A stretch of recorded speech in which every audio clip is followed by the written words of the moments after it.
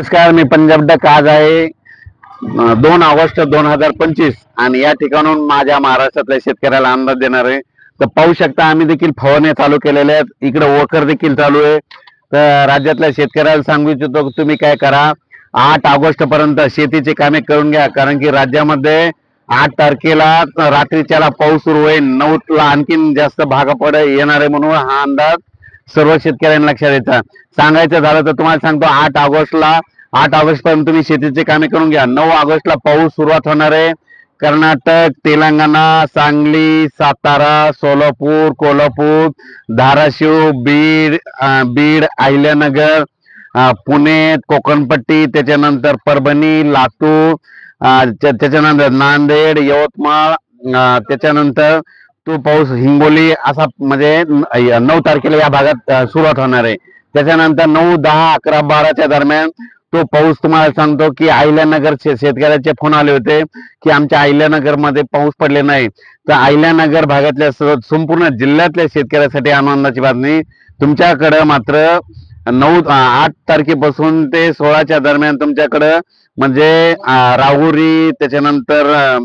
राहुरी, शिर्डी, कोपरगाव, राहता, संगमनेर म्हणजे शिर्डी सगळीकडे म्हणजे सांगायचं झालं तर श्रीरामपूर, अहिल्यानगर भागामध्ये म्हणजे जिल्ह्यामध्ये सगळीकडं 9 तारखेपासून ते 12 पर्यंत चांगला शेतातून पाणी बाहेर निघणार पाऊस पडणार आहे आणि शेतकऱ्याच्या पिकांना जीवदान ठरणार आहे. म्हणून हा अंदाज खास अहिल्यानगर जिल्ह्यातल्या शेतकऱ्यांनी लक्षात घ्यायचा.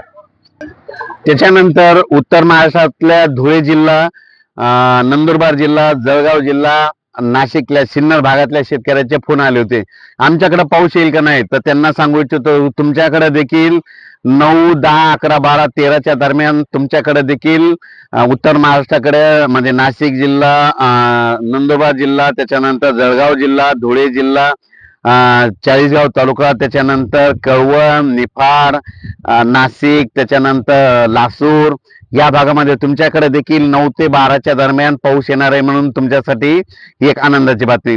त्याच्यानंतर आपण परत काय करू, विदर्भाकडे देखील मध्ये 9 तारखेच्या नंतर 10 ते 16च्या दरम्यान मध्ये पूर्व विदर्भ, पश्चिमी विदर्भाकडे चांगला पाऊस येणार आहे. आणि सांगायचं झालं तर सुरुवातीला पूर्व विदर्भाकडे घेऊ. पूर्व विदर्भाकडे सांगायचं झालं तर नागपूर, वर्धा, भंडारा, गोंदिया, चंद्रपूर, यवतमाळ, अमरावती या भागाकडे तुम्हाला सांगू इच्छितो 14 ते 16च्या दरम्यान तुमच्या भागाकडे चांगला पाऊस येणार आहे. म्हणून हा अंदाज लक्षात घ्यायचा. त्याच्यानंतर पश्चिम विदर्भाकडे म्हणजे बुलढाणा जिल्हा, अकोला जिल्हा, यवतमाळ जिल्हा, वाशिम जिल्हा, अमरावती जिल्हा ह्या 5 जिल्ह्यामध्ये तुम्हाला सांगतो की 9 तारखेपासून ते 12 तारखेच्या दरम्यान म्हणजे वेगवेगळ्या भागात दररोज पावसाची हजेरी लावणार आहे. वेगवेगळ्या भागात पाऊस पडणार आहे, पण पिकाला समाधानकारक असं जीवदान ठरणारा पाऊस पडणार आहे. म्हणून हा अंदाज लक्षात घ्यायचा.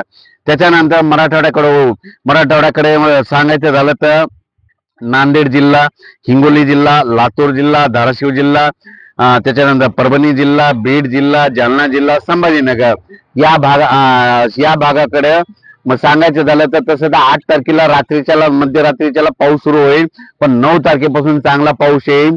म्हणून म्हणतो माझी शेतकऱ्याला तुम्ही काय करा, शेतीची कामे करून घ्या. त्याच्यानंतर बुरहानपूर म्हणजे मध्य प्रदेशमध्ये बुरहानपूर शेतकऱ्यांचे फोन आले होते की आमच्या बुरहानपूर मध्य प्रदेश खंडवाकडे पाऊस कधी येईल. तर त्यांना सांगू इच्छितो की तुमच्याकडं म्हणजे 13, 14, 15च्या दरम्यान तुमच्याकडे देखील 13, 14, 15 ऑगस्टला तुमच्याकडे देखील पाऊस येणार आहे. म्हणून हा अंदाज लक्षात द्या. त्याच्यानंतर बेळगाव, निपाणी, बेटकीर या शेतकऱ्याचे फोन आले होते. तेलंगणातल्या बऱ्याच शेतकऱ्याचे फोन आले होते. त्यांना सांगू इच्छितो का तेलंगणा आणि कर्नाटक मध्ये मात्र 7 तारखेला पाऊस सुरू होणार आहे. तेलंगणा आणि कर्नाटक मध्ये 7 तारखेला पाऊस सुरू होणार आहे. त्याच्यामुळे 8 तारखेला आता तुम्हाला एक सांगतो, तेलंगणा आणि कर्नाटकच्या बाजूला त्याच्या लगत असलेले कोणते, अक्कलकोट, त्याच्यानंतर जत, त्याच्यानंतर इकडं मनसुळी, त्याच्यानंतर इकडं उदगीर, देगलूर, उमरगा, त्याच्यानंतर तसंच इकडं कंधार, त्याच्यानंतर सगरोळी, बिलोली, धर्माबाद, आदिलाबाद या भागाकडं म्हणजे 7 तारखेला संध्याकाळी तिकडे पावसाचं वातावरण तयार होणार आहे. म्हणून हे अंदाज लक्षात आला. पण राज्यात मात्र सगळीकडे सुरुवात कधी होईल तर 9 तारखेपासून चांगली सुरुवात होणार आहे म्हणून हा अंदाज लक्षात यायचा. अचानक या पावसामध्ये विजेचं प्रमाण जास्त असणार आहे म्हणून हा सर्व शेतकऱ्यांनी माझी सगळ्याला विनंती, विजा कडकडत असताना झाडाखाली थांबत जाऊ नका, झाडावर जास्त विजा पडतात म्हणून हे अंदाज सर्व शेतकऱ्यांनी लक्षात घ्यायचा. सगळ्यात सोपं, विजा कडकडायला लागला की आपला जो मजूर आहे, आपला जो कामगार आहे त्यांना म्हणायचं सरळ घरी जा आणि स्वतःचा जीवाचा. आणि त्यानंतर महाराष्ट्रातल्या शेतकऱ्याला सांगू इच्छितो की आता सूर्यदर्शन असल्यामुळे तुम्ही काय करा, सोयाबीनला देखील फवारणी करून घ्या, कापसाला देखील फवारणी करून घ्या, ऊसाला खत घालायचे असले तर ते देखील घालून घ्या. त्याच्यानंतर शेतकऱ्याला सांगू इच्छितो की तुमच्या ऊसावर पांढरी माशी आली आहे तर तुम्हाला फवारणी करावं लागेल, तर तुम्ही तुमचं फवारणी कशी करायची त्याचं देखील नियोजन करा. कारण की राज्यामध्ये परत पुन्हा 8 ऑगस्टच्या नंतर 9 ऑगस्ट ते 16 ऑगस्ट दरम्यान राज्यात पावसाचं वातावरण चांगलं तयार होणार आहे म्हणून हा अंदाज लक्षात येतात. मी म्हटलं होतं ना जुलैच्या शेवटच्या आठवड्यामध्ये जायकवाडी धरण भरल, तर बघा तुम्ही हे जुलैच्या शेवटच्या आठवड्यात जायकवाडी धरण भरलं. त्याच्यानंतर आणखीन परत एक सांगू इच्छितो की या ठिकाणी येलदरी धरण आहे, आमच्या परभणी जिल्ह्यातलं येलदरी धरण आणि एक सिद्धेश्वर आहे, तर ते देखील 50 म्हणजे कमी टक्केवारी, तर ह्या ऑगस्टच्या शेवटपर्यंत ते देखील 2 धरणं भरणार आहेत म्हणून हे त्या येलदरी धरणाच्या लाभ क्षेत्रासाठी आनंदाची बातमी, सिद्धेश्वर धरणाच्या लाभ क्षेत्रासाठी आनंदाची बातमी म्हणून हा अंदाज लक्षात येतात. आणि त्याच्यानंतर अहिल्यानगर भागामध्ये पाथर्डीकडे काल खूप शेतकऱ्याचे फोन आले होते, आमच्याकडे पाऊस आता येईल का नाही, थोडे धन सुकत आहेत हलक्या जमिनीवरले, तर पाथर्डी त्याच्यानंतर करंजी घाट सर्व शेतकऱ्या